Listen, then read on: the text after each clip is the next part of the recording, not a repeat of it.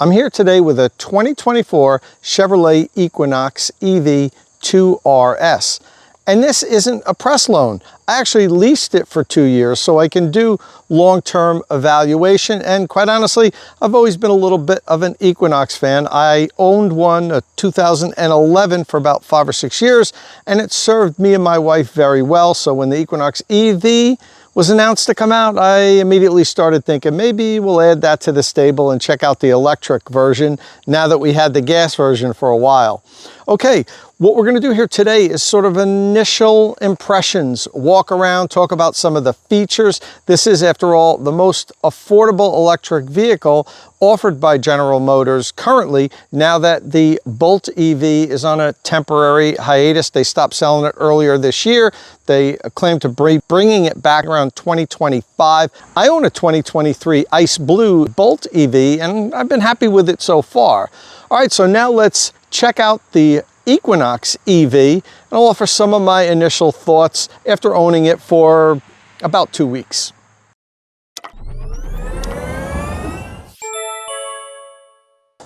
So first up, let's take a look at the exterior styling of the Equinox EV, which happens to be completely different than the combustion Equinox. And that's not what manufacturers usually do. Typically, when they offer a vehicle in both combustion and electric, the vehicles look the same. There might be some small styling differences, but generally they share the same platform and they have most of the same outward appearances. And that's not the case with the Equinox EV. They're two completely different vehicles. If you put them next to each other, you would not think that the manufacturer gave them the same name, but that is the case with the Equinox EV, which I happen to, no surprise probably, like the styling of the electric version better. So let's take a look at some of the exterior features. I really like the look of the back and rear 3/4, as I kind of get Jaguar I-Pace and Porsche Macan vibes. The RS trim has diamond-shaped lower trim with the integrated parking sensors kind of hidden in them. Looking at the wheels, I have the 21-inch 5-spoke sport wheels that come standard with the RS trims, and those have Continental Cross Contact 275/40 R21 tires. There's also a nice lower accent trim that's black chrome, and I really like that Chevy used the 3 blue parallel bars for the E in Equinox, which look a little like a fully charged battery. There's cameras positioned below the side view mirrors for the 360-degree camera view and also for the Super Cruise. And I like how the designers made the wheel arch trim look like it's dimensional and protruding from the vehicle when you look at it straight on. But when you look at it from the side, you can see that they are flush for better aerodynamics. The door handles are also flush for aero and only stick out when the vehicle's unlocked. However, you do need to pull the handle twice to open the door, which I'm finding a little annoying so far. There's some faux carbon fiber trim at the front, and the small air intake in the front allows air to pass through for lower drag.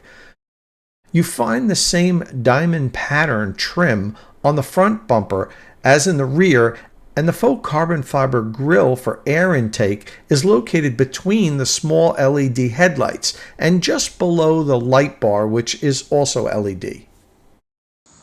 One of the features that I thought I was going to love with the Equinox EV was the touchless rear hatch opener. If you have your key on you and you walk up to the vehicle, it will open automatically for you. So if you're carrying something heavy, you don't have to fumble for your key. But one thing that I'm noticing is it's opening up when I don't want it to. If I just walk around the vehicle in my driveway, or if I'm in the garage and I take out the garbage or something, and then I walk around the vehicle to go back in the house, the hatch just keeps opening. Now I know I can turn this off, but I don't want to because I like the feature and I know it'll be useful, but I just have to constantly remind myself not to walk too close to it if I have the key on me. Now, in addition to using the automatic rear hatch opening, there's 3 other ways to open the rear hatch. You can press a button on your key fob twice. You can also use the button underneath here just to the right of the rear view camera. Squeeze that in and the hatch will open. There's also a button to the left of the steering wheel on the dashboard that'll open the hatch. It'll open and close it also, as will the key fob. And this button here, if you press, the hatch will close by itself. And since we're talking about the rear hatch, let's talk about cargo capacity.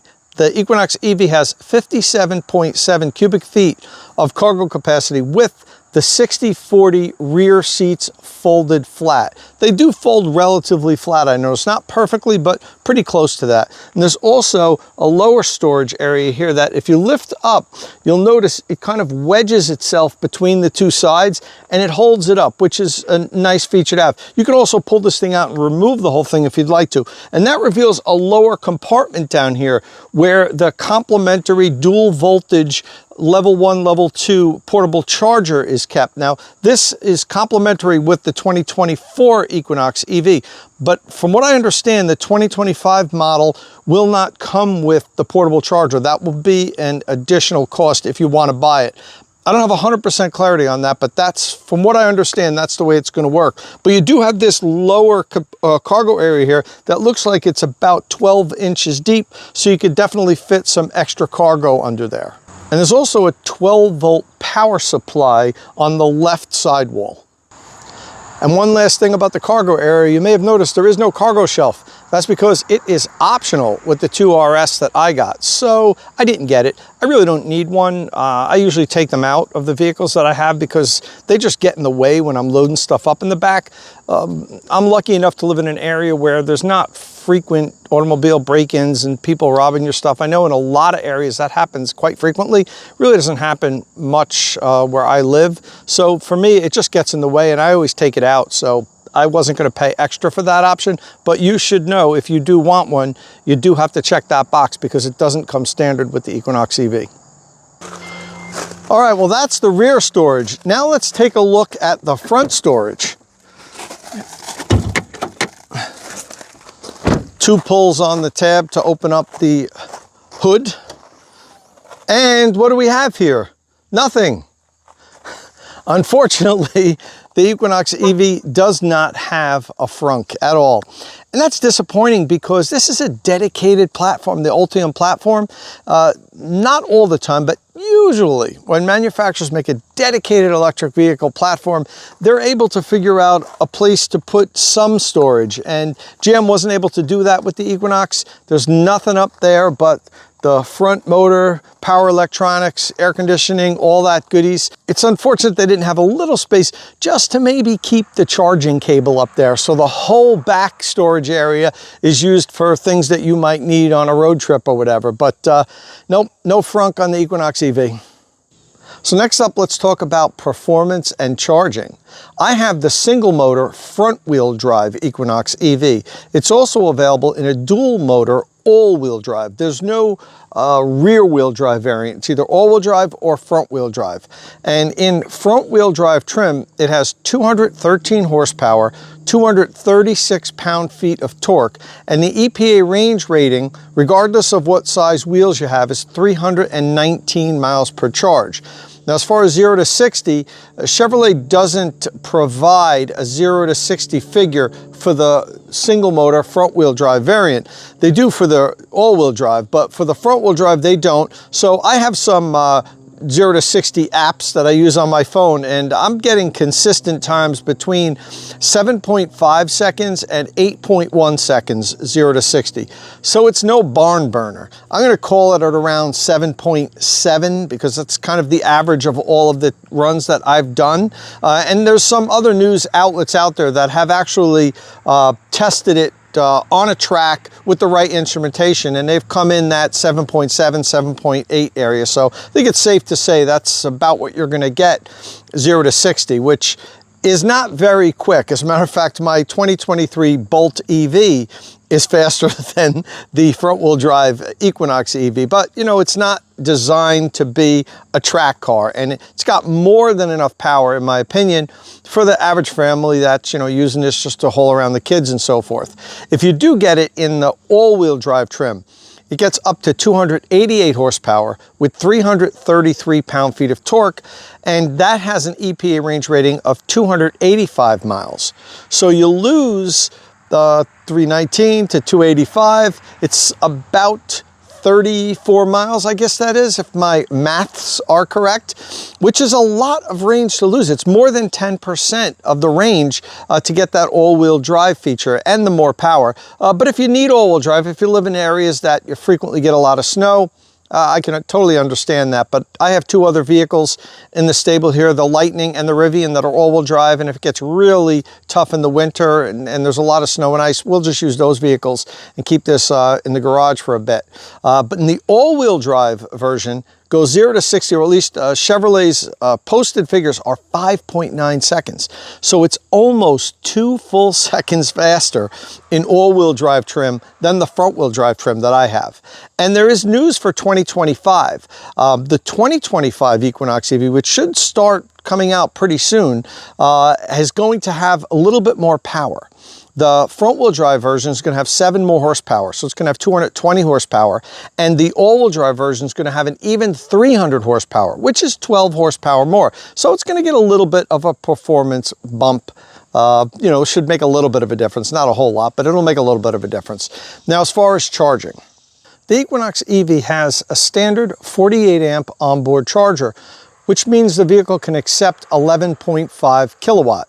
Now it has an 85 kilowatt hour battery pack, so you could do the math, and with charging losses, it's going to take somewhere around 8.5 hours to fully recharge a battery if it was completely depleted. But as most people know, that's not really how electric vehicle charging works. You don't recharge your car when it's at 0 and charge it up to 100%. Most people stop the charge at around 80, 85%. That's good for your battery long-term health. And you could set the vehicle to stop charging at that set point. And you don't start charging when it's at 0. So most people just replenish what they use that day or every other day. So, you know, it's usually not going to be more than a couple of hours before the Equinox is charged back up to where your set point is. And let's say you came in at 20% charged and you wanted to charge it to 80%. That's 60% of the battery. It's going to take somewhere around 5 hours if you have a 48 amp home charger.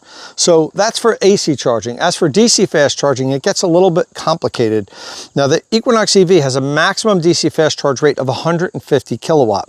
However, the pack voltage is unusually low for an electric vehicle. The nominal voltage is around 300 volts, which is low. Most EVs are 400-ish, around there. As far as current, it can accept 500 amps. So if you say, okay, it's got a 300 nominal battery pack times the 500 amps it can take in, that's 150 kilowatts, because you multiply volts, pack voltage, times the amount of amps that are coming in, and that's how you get what the vehicle is charging at. The problem with that is most DC fast chargers out in the wild are 150 kilowatt DC fast chargers. So you say, oh, well, that's fine. This can only take 150 kilowatts. Perfect. The problem is most of those stations are limited to delivering 350 amps. So while it is true that there are 150 kilowatt stations, they can deliver 150 kilowatts. That's if the vehicle has a much higher pack voltage than the Equinox has. So this is one of the rare circumstances, the Equinox EV, where I would recommend you charging at a 350 kilowatt DC fast charger, even though the electric vehicle can't accept more than 150 kilowatts. Usually I tell people, look, if your vehicle can't accept more than 150 kilowatts, don't take up those stalls, the 350 kilowatt stalls. Charge where you should be at 150 kilowatt station.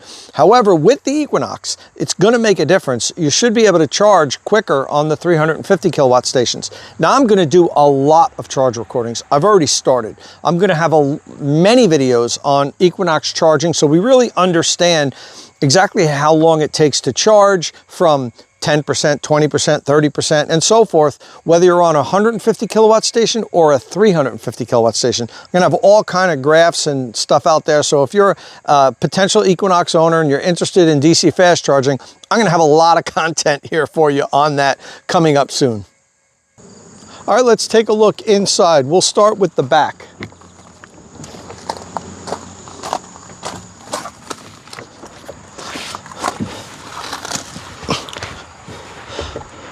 Okay, first up, Notice there is a lot of headroom. Now, I'm not tall, I'm only 5'8", but I have a ton of headroom here, so I'm sure these back seats will accommodate people of any height. All right, we've got these pockets in the back of the front seats. You got your air vents here to control. They go back and forth and up and down. There's 2 USB-C ports here, and there's a little storage compartment down on the bottom. There is an armrest here that pulls out, that reveals 2 cup holders, and there's also a center seat headrest that slides up and down. If you have a passenger in the middle, you probably want to raise that, so give the back of their head a little bit of support. The rear door panels are pretty simple. We do have this nice red accent on the trim as you do in the front. This is a padded section here. The rest of the door panel is pretty hard, but you got a little padded section for where your arm would go down. There's the handle here, the window switch. There's a compartment on the bottom to store stuff. You can put a drink or something down there, and the speaker here on the bottom of the door panel there, and that's pretty much it for the back seats. All right, let's take a look up front. The seats, you may not be able to say, it says RS on the headrest. These are not leather seats. They're GM's like faux leather. I forget what they call it, something tech, Sensatech or something, and it's supposed to be even more durable than leather. And there are 2 fabric strips on the side here. Now there's perforation in the seats, so I thought perhaps it would come with air-conditioned seats, but it doesn't. They're not cooled. They are heated seats, but not cooled seats. You'll notice there's red piping here around the outline of the upper portion of the seat, and on the side portions, again, I'm not sure if you can see it on the camera, there's red and blue piping. Now, again, the accents on the front of the vehicle are red. The LS trims, the accents are blue, I believe, and some of these actually light up at night. Like this doesn't look like it's red at all during the day, but at night it's backlit with red LED, and it kind of looks cool. The same thing happens with these side panels here on the front of the door panels. There's manual vents on the front here, so it's not something like Tesla's or my Rivian where you control them with the infotainment system. On the bottom here is your climate control. There's a manual knob for the temperature, and then this knob here is for fan speed. Up on top here is radio, so I can turn the radio up.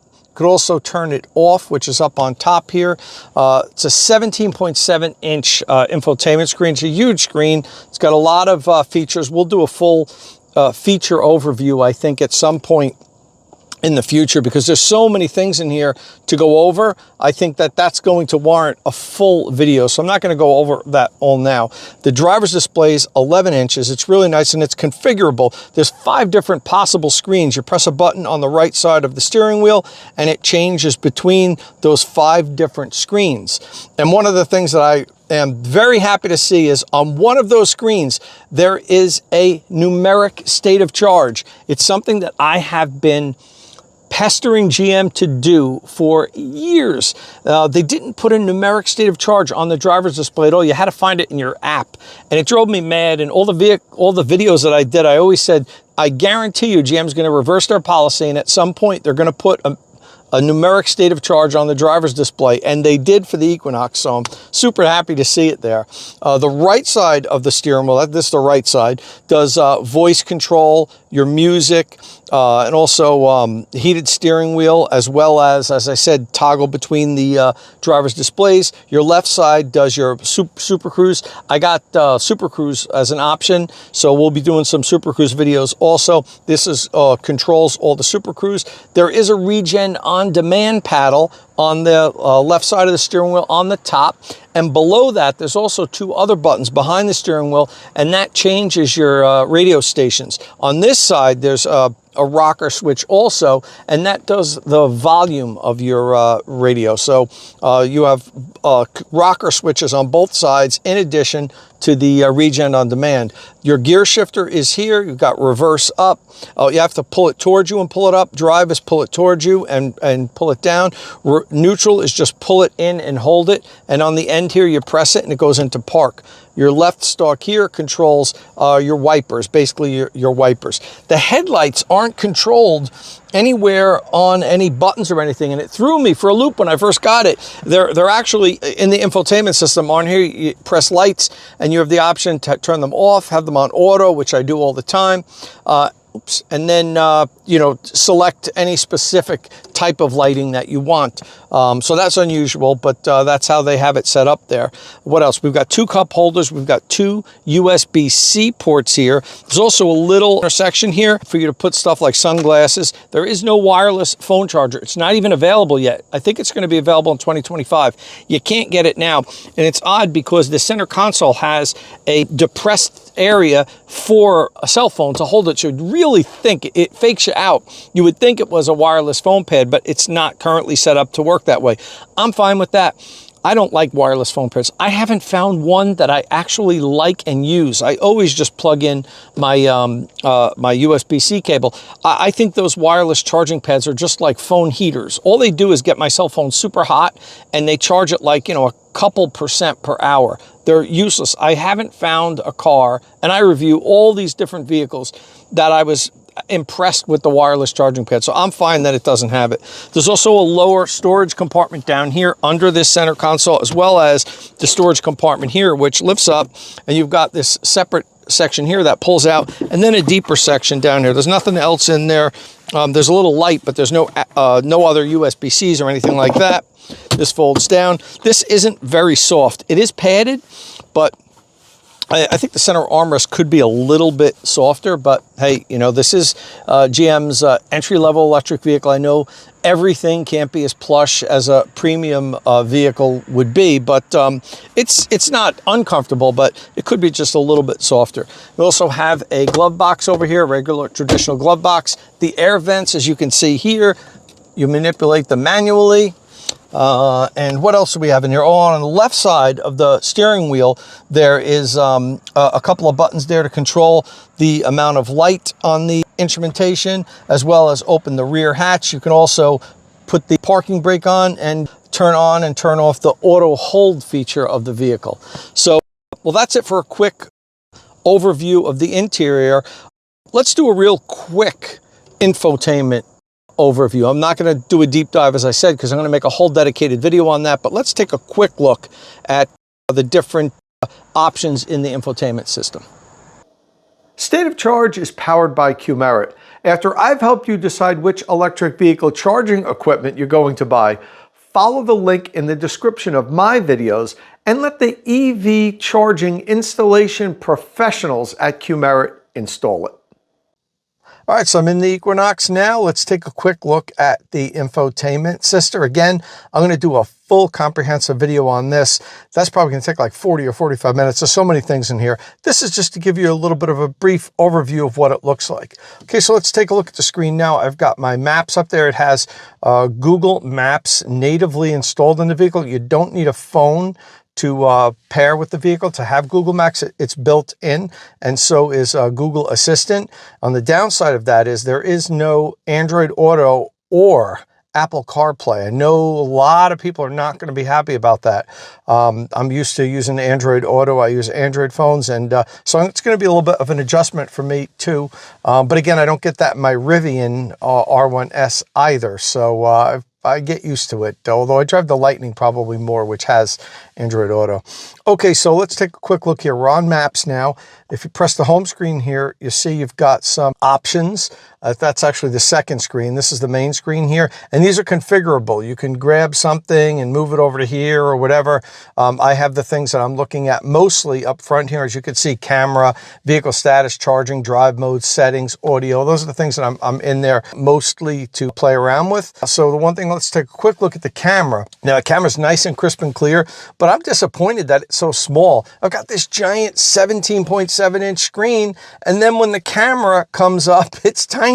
It's like, I don't know, maybe 8 or 9 inches by 4 inches, something like that. So they could definitely use more of the landscape of this screen. Maybe we'll get that in an OTA one day. But other than that, it's crisp and clear. It's got the nice bird's eye view, which really helps when you're parking. And you could look for a side view here too, the overhead on the main. So, I find in standard mode, it's best for me parking.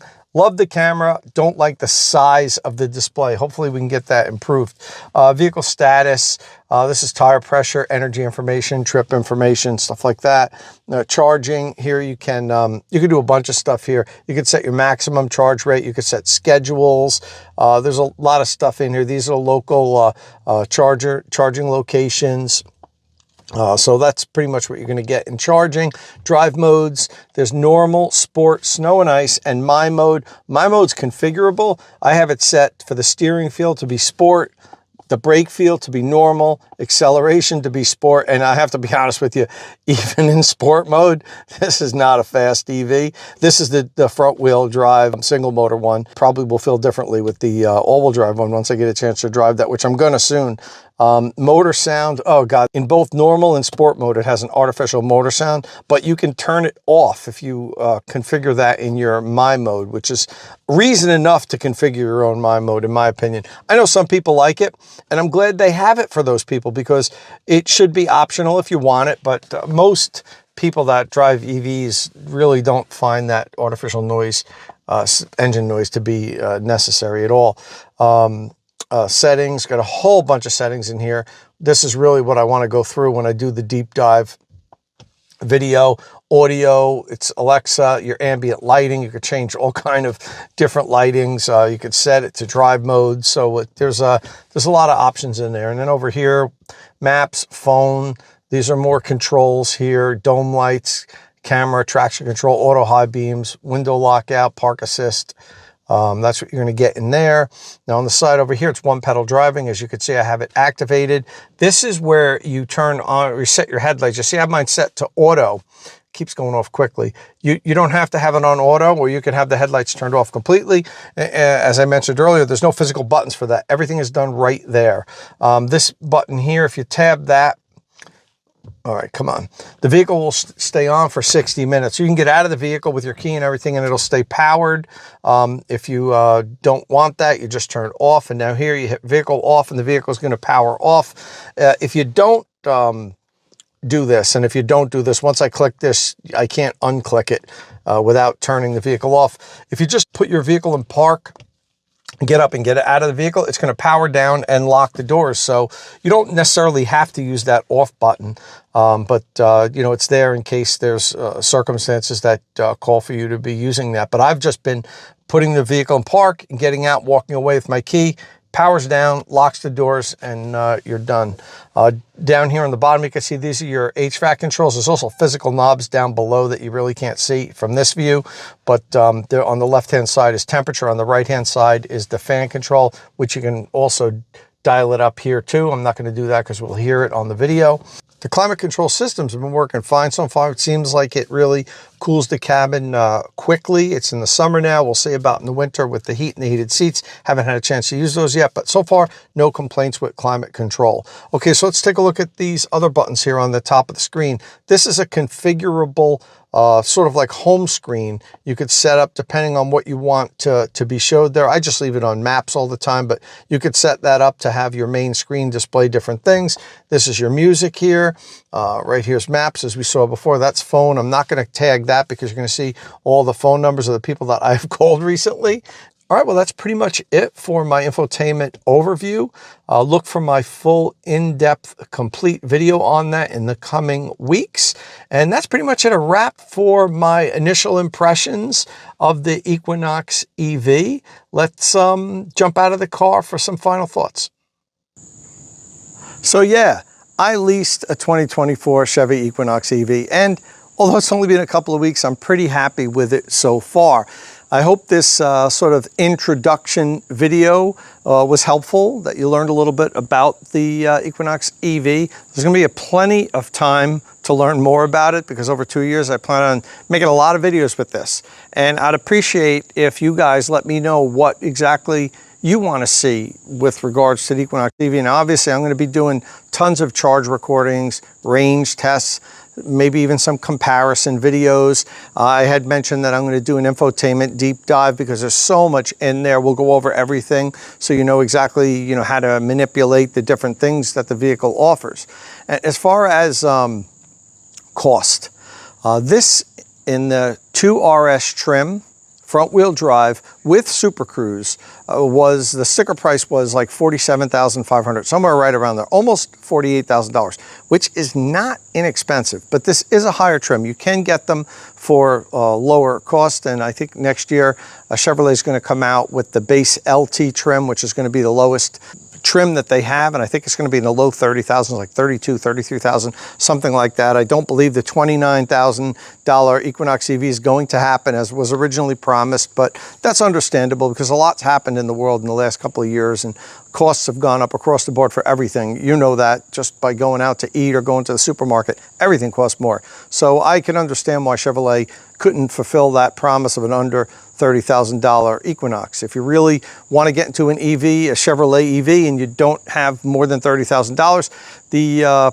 Bolt EUV, the second gen, is going to be coming out in probably a year and a half, somewhere around there, and that's going to be under $30,000, so you might have to wait a little bit longer. But as far as the cost, don't focus on the MSRP, because as I said, this was almost $48,000.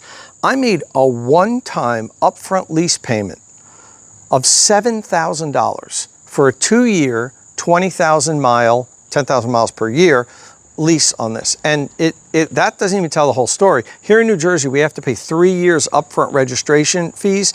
And the state also implemented a new like EV tax, like a road tax, which you also have to pay upfront, 3 years of it. So that accounted for $1,200 of my payment.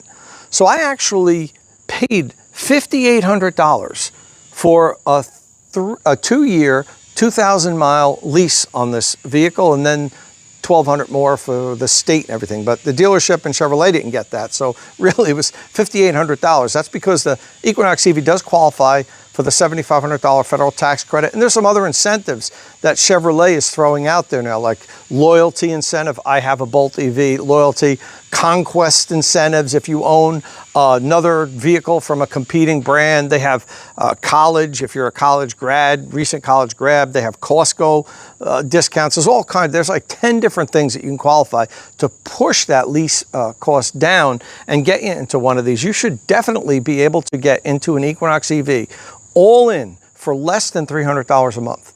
I know my dealership, Seacoast Chevrolet in Ocean Township, New Jersey, has been leasing tons of these. I think they leased like 40 of them in the last couple of weeks, and they have fantastic deals on them. They're really pushing out the Equinox EVs. They're actually taking all of the local Chevrolet dealers that don't want the vehicles, because there are some dealerships that aren't exactly EV friendly. They're taking all their excess inventory because they're blowing them out. So if you do live in the New Jersey area, South Jersey, you might want to check out Seacoast Chevrolet in Ocean Township, New Jersey. They have actually really good lease deals on the Equinox, and they've been blowing them out. They've leased something like 40 of them in the last couple of weeks. And if you do stop by there, stop by the desk of my client advisor. His name's Gio. He'll hook you up with a good deal. Tell him Tom sent you, and he'll make sure to take care of you. But in any event, I'm happy with my Equinox EV so far. We're going to be having tons of content on it really soon. Sorry it took so long. I've had a bunch of people comment, Tom, you've owned it a couple weeks. How come there's no Equinox videos? I've been a little busy over here doing a bunch of stuff. I had the Lucid Air on loan for a little while, and when I get the loans from the auto manufacturers, you really have to focus on content on that vehicle because you only get it for a short period of time, and I had to get all my Lucid content shot and edited it out, which I did, and now it's time to focus a little bit on the Equinox EV, which I certainly will. Listen, if this is your first time here at State of Charge, please hit that subscribe button and ring the notification bell so you don't miss any upcoming electric vehicle news and reviews, and as always, thanks for watching.